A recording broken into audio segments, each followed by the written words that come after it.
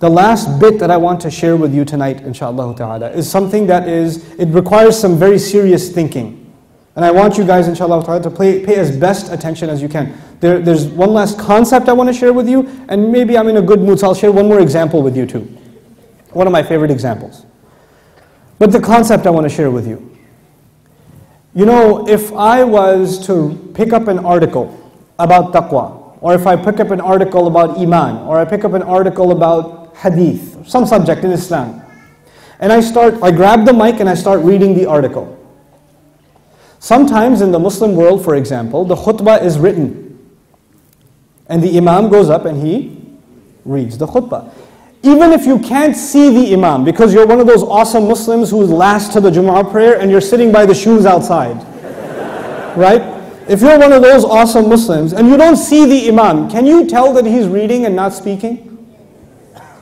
You can actually tell from his tone. You can tell from almost like, it's not natural language. Because written language is very formal, right? You have longer sentences.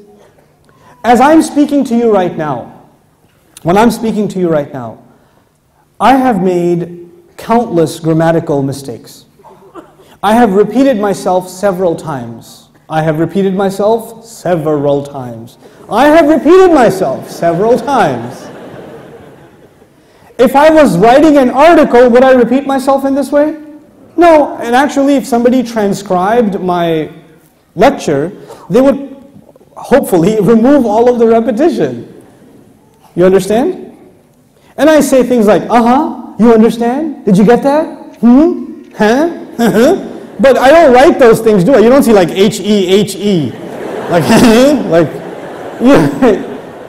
you don't get that in writing. What I'm trying to say is when you're speaking and when you're reading, people who know you can tell the difference especially. If your child, for example, memorized a piece of poetry, and you've never heard this poetry before, but they memorized it, and they came to you and they started reciting this poetry, will you know that this is not something from your child? You will know. Like, where'd you get that from? No, I just said it, I made it up. I swear, no, you didn't make it up. Tell me where you got it from. You know? You can tell this is not his speech. There's a clear distinction between spoken word and written word. Written word is far more accurate, far too accurate to be natural. It doesn't occur naturally for people. They hesitate and stumble and make mistakes, etc., etc. Rasulullah SAW was among his people for 40 years. They argue in linguistics that people have speech patterns. People tend to use similar kinds of sentences. People tend to make the same kinds of mistakes when they speak. You know? They have add-ons, like I say, you know, a lot. That's my thing. I say, you know. I say that a lot, like, you know. So there's a pattern in speech.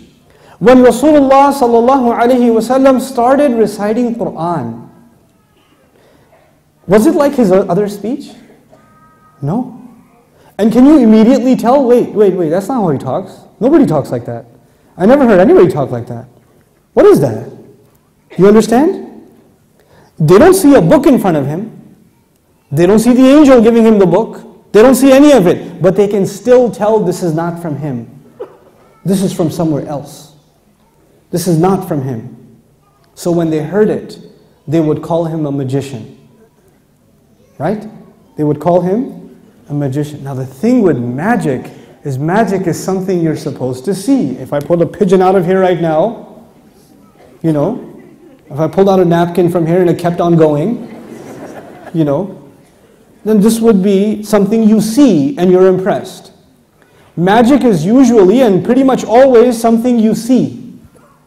The Quraysh are calling Rasulullah SAW a magician not because of something they see, but because of something they... Oh, that's weird. That's weird. They're so impressed by this speech, even though they don't believe, that they're ready to call it as impressive as magic. So we think when they called him a magician, they were insulting him. But actually they themselves didn't even realize they were accepting half the faith already. Because when you call something magic, you've already taken a leap of faith. You're saying, I have no other explanation. It's some mystical, unusual, paranormal activity that's going on here that I cannot describe through science or common sense, so I'm going to call it what? Magic. Well, you're already halfway there, buddy. You already said it's from the unseen. You know, you're already making that progress. So this is one of the concepts I want you to think about, inshallah ta'ala, in your studies of the Quran. Like I said, when I come back, hopefully, I haven't run this through the government yet. By that I mean my wife. So if I get approval from the ministry, then inshallah ta'ala next year, you know, we'll get a domestic visa. We call it domestic visa back home from the family. So if I come, I want to share with you the entire seminar. And the entire seminar is things like, how come Allah repeats Himself? How come the surahs are in this order? How come the stories are a little bit here and a little bit here and a little bit there? How come the names of the prophets actually, what do the names of the prophets mean? Like, what does Musa mean? What does Ibrahim mean? These are not Arabic words, right? They're not Arabic words. And how, is there a miracle even in the meanings of their names? Is there even a miracle in that? Subhanallah, you know? There are other questions, like some people think there are mistakes in the Quran or contradictions in the Quran. Let's hear what they have to say. Let's not get angry at them. Let's say, Allah says, Hatu burhanakum. Bring your evidences, bring your concerns, bring your criticisms. Allah invited them to do that. So when they do that, they say, these kuffar, they think there are contradictions in the Quran. Dude, they're doing what Allah told them. Welcome, bring it. Bring it. Let's hear it from you. Let's hear what you have to say about this book. And then let's respond. Let's do that. And we have to be people that are not afraid of criticism. Our book is so awesome, we don't have to fear criticism. We have to be loving this book. And we have to be so confident in this book. I tell you, I'm motivated to teach this particular course and this subject matter because it did something for me. There's, you know, you already have Iman, but it's spiritual in nature. But when you go through this stuff, it becomes intellectual on top of that. There's no way this can be done by a human being. It's not possible. That's not possible. You know? Now the last example.